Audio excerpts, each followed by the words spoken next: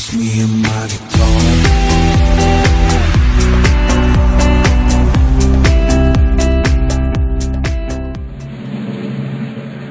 I pledge allegiance to the flag of the United States of America and to the republic for which it stands, one nation, under God, indivisible, with liberty and justice for all.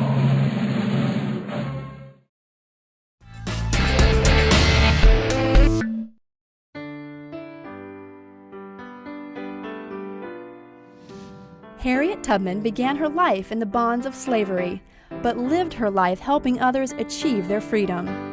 She really helped Black people have a sense of self, a sense of freedom, and a sense that, you know, slavery was not right.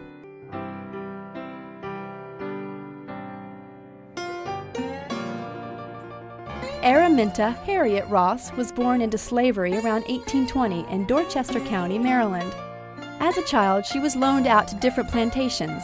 By the time she turned 12, she was working in the fields. When she was a young teen, she suffered a severe injury which would affect her for the rest of her life. A slave owner threw a metal weight at another slave and accidentally hit her in the head. For the rest of her life, she suffered epilepsy, terrible headaches, but she also had these strange visions, which she ascribed to God communicating to her. And she took these visions as a symbol of her mission, like Moses, to go and free her people. In 1844, she married John Tubman, who was a free black man, a fairly common occurrence in Maryland.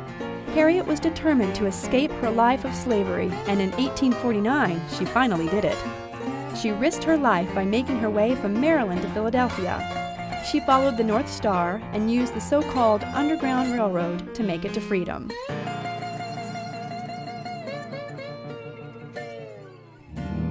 Lord, I'm a pilgrim.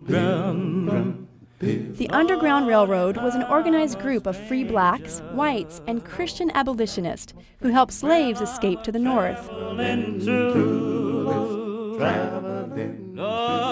Harriet had made it to the Promised Land. No one would have blamed her if she never returned to the South, but she desperately wanted to free her family. She made perilous trips back to free her 2 brothers, her sister, and her sister's 2 children. When she made a 3rd trip to get her husband, she found he had taken another wife. Instead of returning with her husband, she saved more slaves. Not only did she escape slavery and achieve freedom for herself, but she went back down into the South to bring freedom to dozens of other slaves.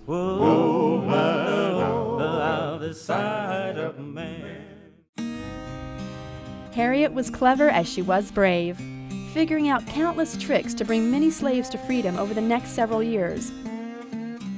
The fact that she developed these paths and trails that took people through the country, and they traveled at night, and they used quilts to have secret codes and know the paths, and then to bring people north across the Mason-Dixon line into Ohio to find freedom. So she was a pioneer, and I think a very, very strong woman. Her legendary status as an Underground Railroad conductor earned her the nickname Moses. Well, I think Harriet Tubman's name, Moses, comes from Moses from the Bible, leading people to freedom. And it's a very, very proper name, I think, for her, and one that she definitely lived up to.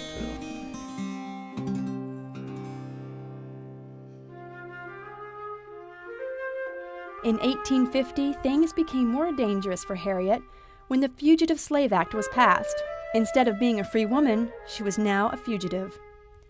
She continued to free slaves, but now guiding them to Canada so they could truly be free. From 1851 to 1857, Harriet lived mostly north of the border in St. Catharines, Canada. She continued to make trips to Maryland twice a year to save more slaves. Besides her work as a liberator of slaves, Harriet spoke in support of anti-slavery and women's rights. Her efforts made her a wanted woman with a bounty on her head, but she was never turned in. She aided abolitionist John Brown with his plans for the raid on Harper's Ferry. During the Civil War, the government asked her to help the Union cause by organizing a network of spies among black men in the South.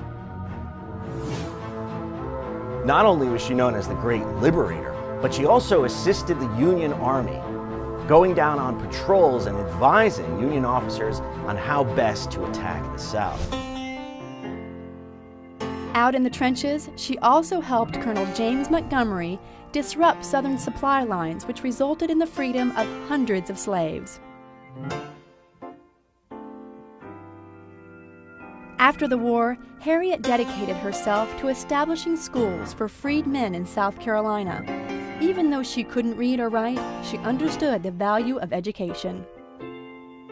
In her later years, Tubman worked with her friend Susan B. Anthony to support the cause of women's suffrage.